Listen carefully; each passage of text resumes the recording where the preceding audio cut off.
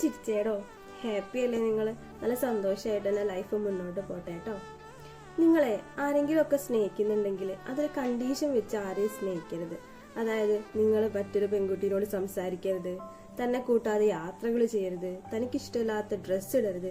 അങ്ങനെയൊക്കെ വരുമ്പോൾ തന്നെ നമ്മളുടെ ഓപ്പോസിറ്റുള്ള ആൾക്കൊരു എന്താ പറയാ, നമ്മളോടൊരു ഇഷ്ടക്കുറവ് വരുമല്ലേ, ഇയാളെന്താ ഇങ്ങനെയും തോന്നും. നമ്മൾ എന്താ പറയാ, നമ്മുടെ പാർട്ട്ണർക്ക് നമ്മളൊരു ഫ്രീഡം കൊടുക്കണം. അയാൾക്ക് ഇഷ്ടമുള്ള കാര്യങ്ങൾ ചെയ്യാനും അയാൾക്ക് ഇഷ്ടമുള്ള ഡ്രസ്സ് ഇടാനും ഇഷ്ടമുള്ള സ്ഥലത്ത് പോകാനും ഒക്കെ ഒരു ഫ്രീഡം. ആ ഒരു ഫ്രീഡം തന്നെ നമുക്കും കിട്ടുമ്പോൾ അതൊരിക്കലും മിസ്യൂസ് ചെയ്യരുത്, അല്ലേ? നിങ്ങൾക്ക് കിട്ടുന്ന ഒരു പാർട്ട്ണർ എന്ന് പറയുന്നത് നിങ്ങൾ ഒരുപാട് സ്നേഹിക്കുന്ന, ഒരുപാട് കെയർ ചെയ്യുന്ന ഒരാളാണ്.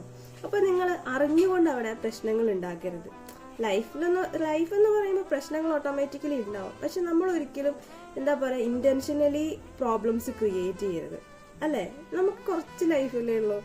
അപ്പൊ നമ്മൾ എന്താണ്, സന്തോഷമായിട്ട് അങ്ങോട്ടും ഇങ്ങോട്ടും ഒരുപാട് സ്നേഹിച്ചിട്ട് അങ്ങനെ പോവാം.